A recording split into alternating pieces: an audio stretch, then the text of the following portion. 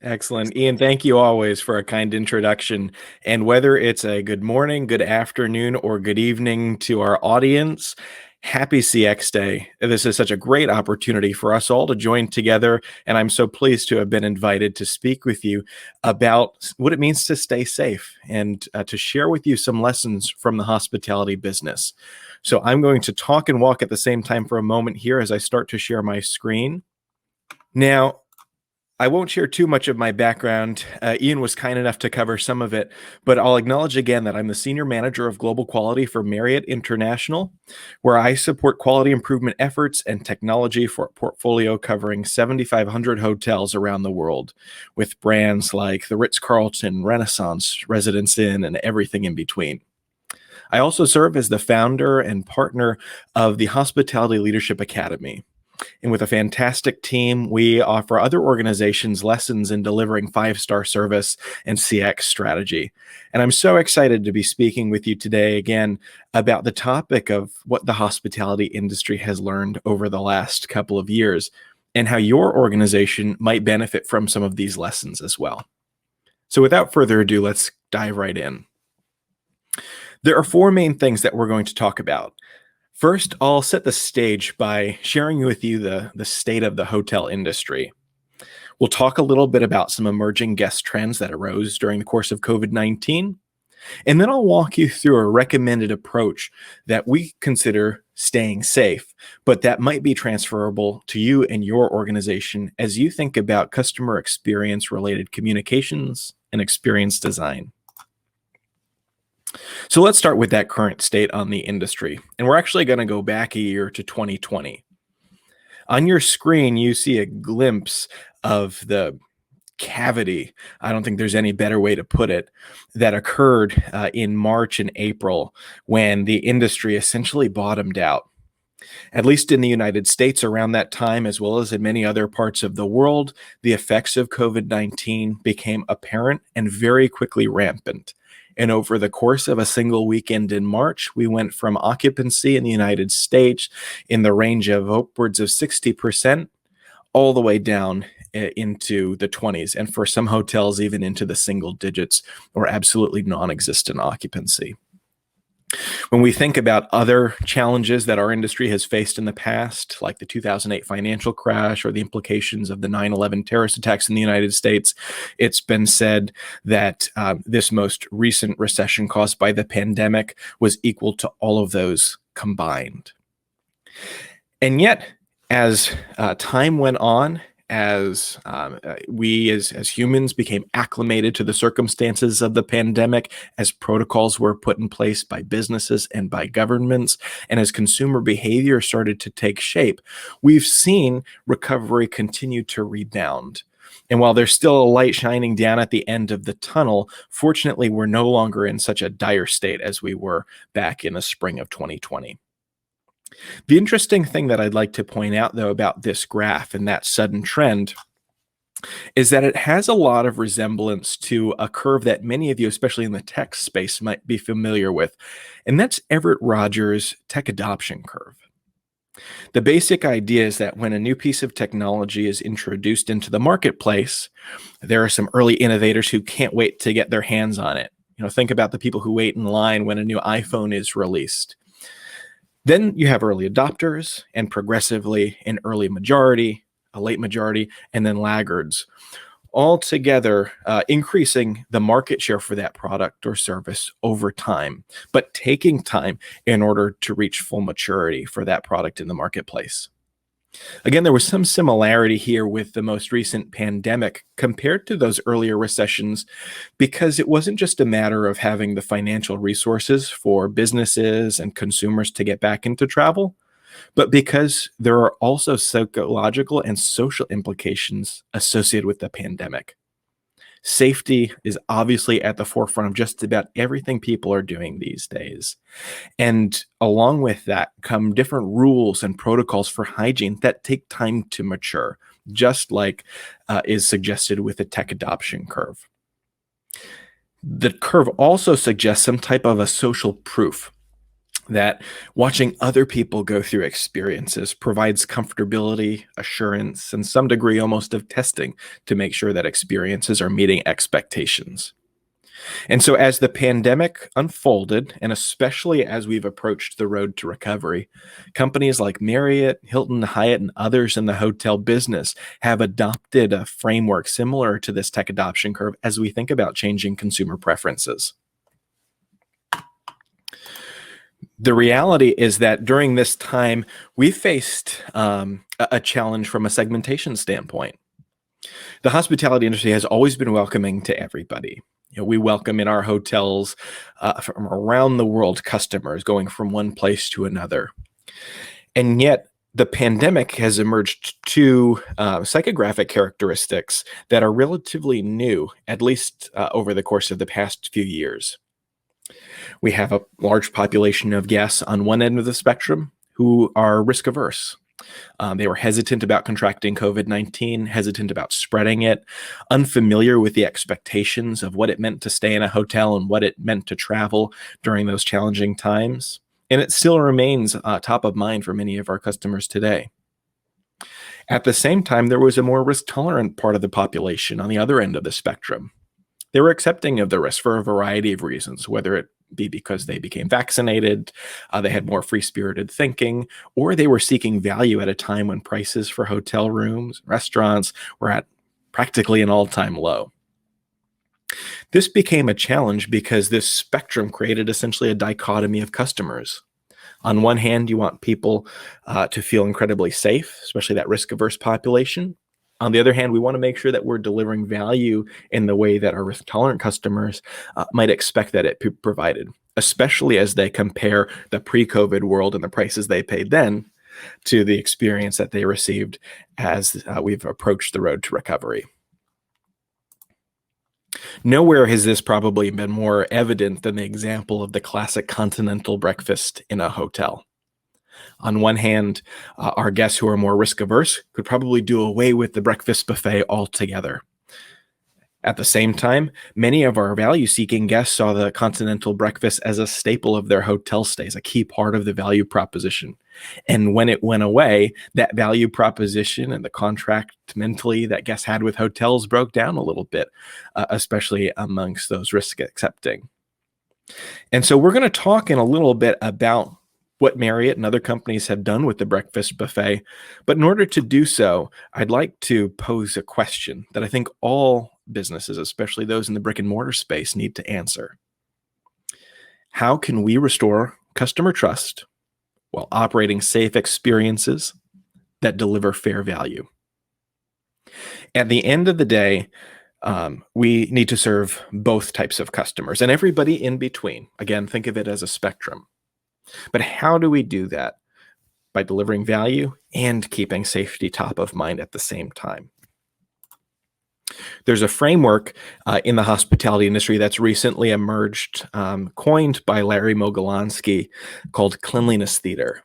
And it provides an excellent framework for thinking about this, not just in the hotel business, but for any organization that needs to serve customers in a physical environment. Here's the basic premise. We want to make sure that customers are aware of the expectations that they have, that employees are familiar with the protocols that need to be in place to deliver safe experiences, and we need to communicate as proactively as possible and provide both visual and other cues to ensure that guests are staying safe and, again, are aware of those protocols. The first step in doing this is by providing a preview. So what do I mean by that? Well, consider this journey on the screen here of a typical hotel stay. First, a guest is going to consider their travels. Eventually, they'll review different options on destinations and places to stay within that destination and book a hotel. Eventually, they'll arrive, they'll stay with us and have that experience, and they'll go on to depart when their visit is done. By proactively communicating practices and policies, organizations can set the expectation for their customers before the customer even walks through the door.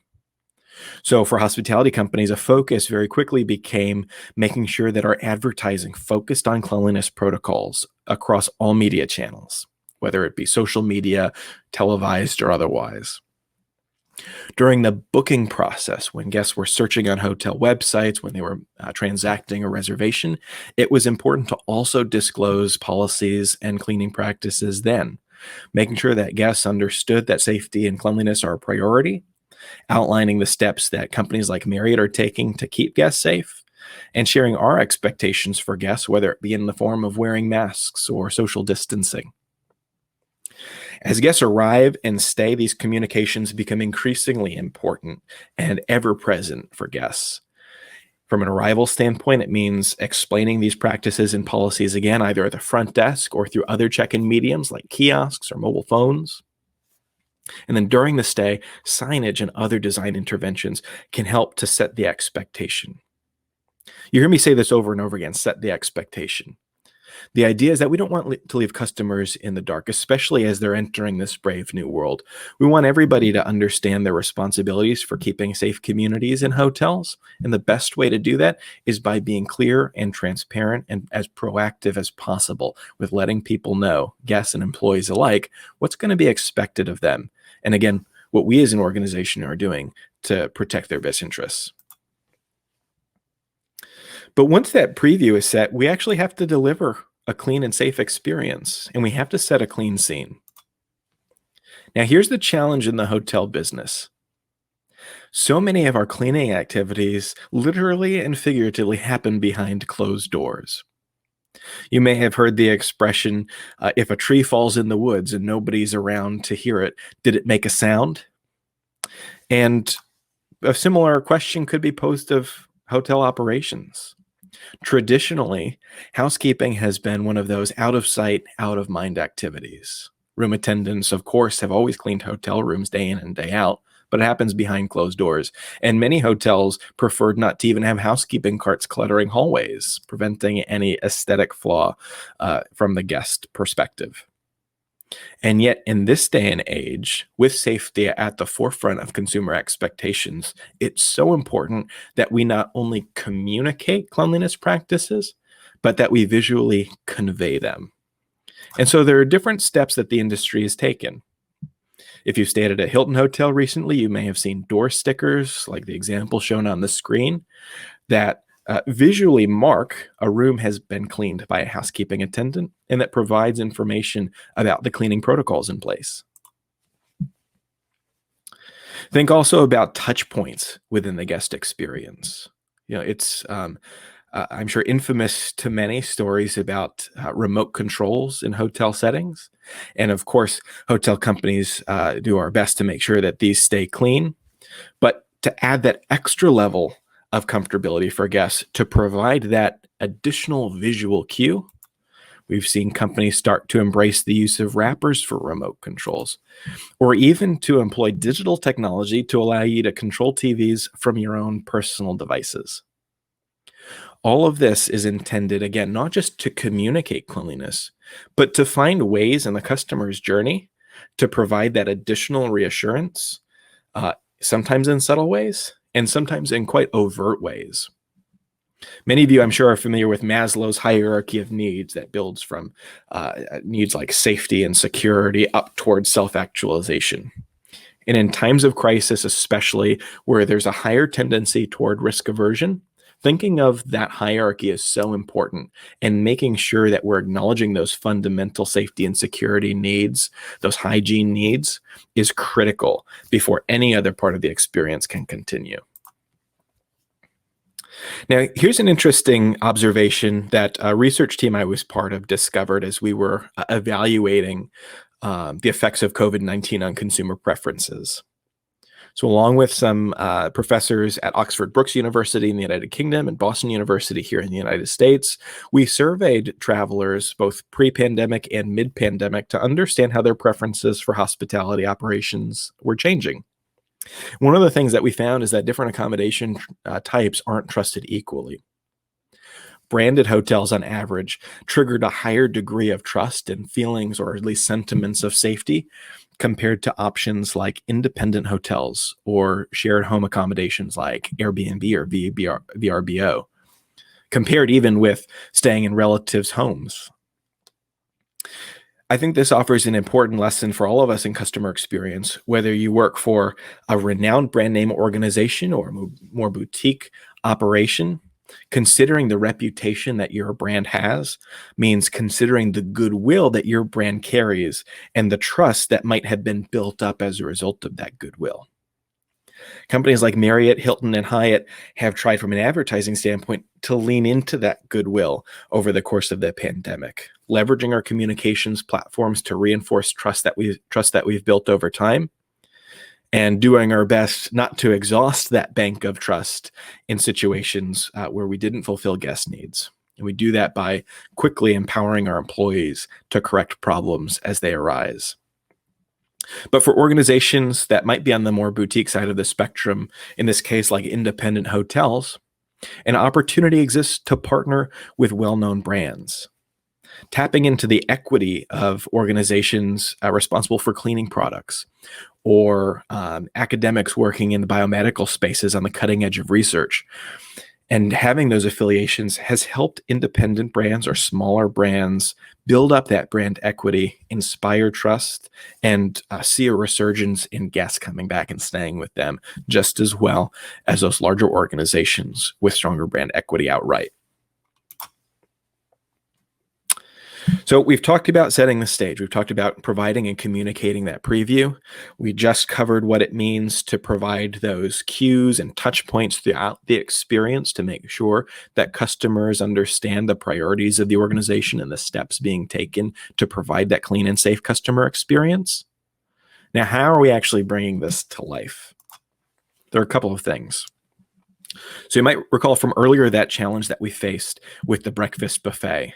On one hand, you had guests that still wanted breakfast but weren't comfortable with a typical buffet. On the other hand, you had guests who expected the buffet as part of the price that they were paying. What many organizations in the hospitality business, including Marriott, did was essentially modify these offerings. At first, as we were still getting a handle on the pandemic, we immediately shut down the breakfast buffet, but continued to provide breakfast options in terms of grab-and-go bags that were prepackaged, sealed, and offered to guests. So they did have some sustenance each morning, but without any risk of spread or contamination from a buffet setting, as we determined whether or not there was any real risk there. As time moved on, as research continued to help us make sense of the risks posed in communal dining settings, we realized that there was an opportunity for us to bring back the buffet, but to have associates serve guests, almost cafeteria style, instead of having each guest serve themselves. As more and more time went on, as research again continued to be produced, other tactics like providing guests with gloves and altering the layout of facilities to provide more space, leaning towards prepackaged ingredients and items versus prepared items, further helped guests on both sides of the spectrum feel comfortable and find value in the offerings that we were providing. Several of our hotel brands, for example, went away with the traditional in-room dining service. So rather than having a server bring a cart full of food up to their room, we're able to prepackage meals in bags and deliver those bags to guests without having to go into the guest room and intersect with the personal space of guests. And at the same time, in some cases, this allowed our organization to be more efficient and to serve guests faster so that they could go about their day without having to wait for in-room dining service. You saw some examples earlier of remote controls, and I showed the bagging of remotes as one thing some companies are doing, or the use of personal mobile devices for connectivity with TVs. And this is, again, a great opportunity for partnership. Rather than inventing this technology ourselves, we've partnered with organizations like Netflix and Apple to try and create seamless digital experiences. In other words, reducing the physical touch points in the hotel and providing guest control with their own devices for the guest room entertainment experiences that they're having. Those mobile devices have even played a role in terms of traditional hotel services. So guests today staying in Marriott hotels, in many cases, can completely bypass the front desk. You can even check in before you've arrived on property. You can have a mobile key sent to your phone. You can chat with associates in the hotels, whether it's to make a request or to order food, and you can check out from the experience by your phone as well. Again, providing guests that sense of comfort if they want to have control within their own device, and at the same time offering technological convenience if the guest prefers that. And that's one of the key things that we've learned throughout this experience. How can we design experiences that provide guests with options so they can choose their own adventure, if you will? There are still guests that prefer to check in at the front desks, which remain staffed with associates ready to help our customers. And at the same time, we're employing the use of digital technologies across the industry to offer customers not only that convenience that I spoke about, but a sense of self-control and safety along the way. Service remains at the heart of what the hospitality industry is all about, though. So, like I said, we have associates and hotels around the world ready to serve our customers, to help clarify expectations, to introduce guests to the local areas, and to resolve problems if any should arise. And at the end of the day, our goal is to provide those clean, safe stays in ways that guests want them. To summarize the techniques for cleanliness theater, the first step is to provide that preview and proactively communicate your practices and policies. Second, for brick and mortar businesses, you want to set a clean scene, making it evident that key touch points for customers are safe to touch. And third, you need to play the part by carefully delivering value to customers as they go throughout the journey, and by ensuring that employees play their role in keeping each other and their customers safe along the way. It's been a pleasure to share this with you. I'm happy to connect with any of you and your organizations after Global CX Day, and you've got my contact information right here on the slide.